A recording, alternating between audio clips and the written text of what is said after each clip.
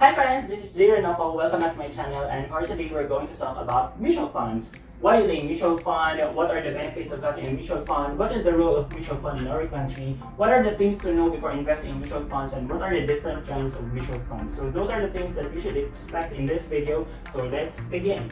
What is a mutual fund? A mutual fund is a pool of money from various investors invested in different types of securities such as stocks, bonds, REITs, and cash equivalents. If you're a first-time investor who considers to start investing, I recommend getting mutual fund as your first exposure. Or if you're a seasoned investor, I still recommend getting mutual fund as part of your investment portfolio to have some form of diversification.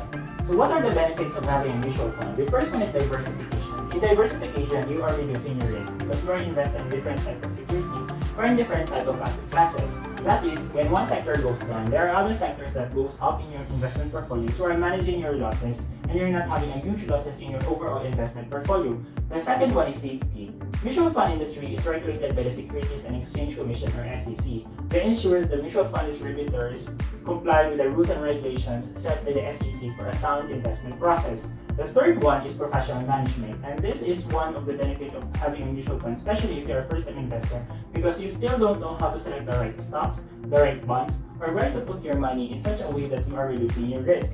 The fourth one is tax-free capital gains.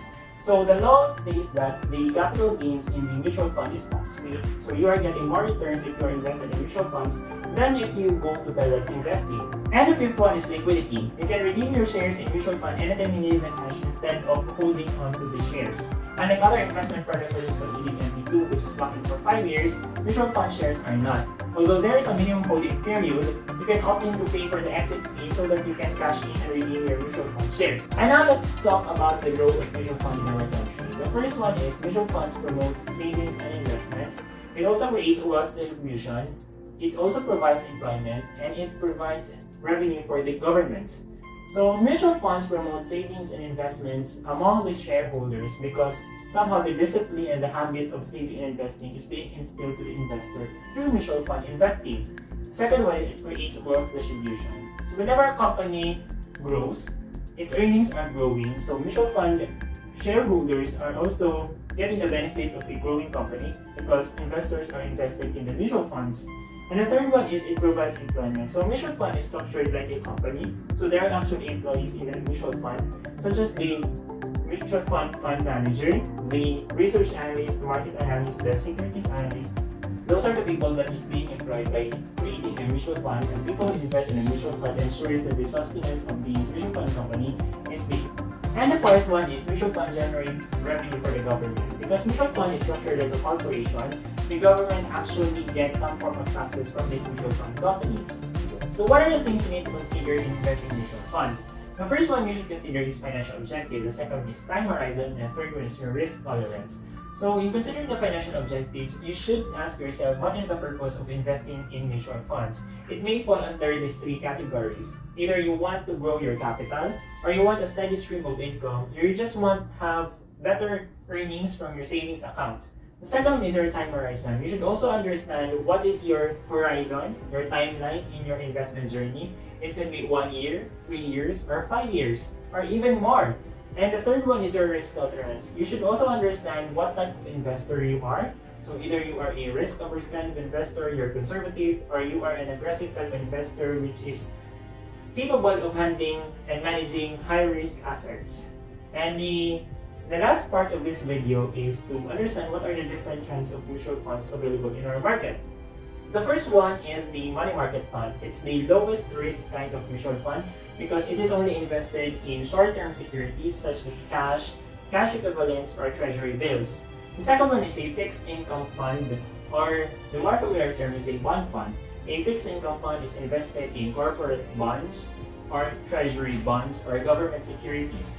And the third one is a balanced fund. A balanced fund is invested in both stocks and bonds, so you have an exposure in both the equity side and the fixed income side.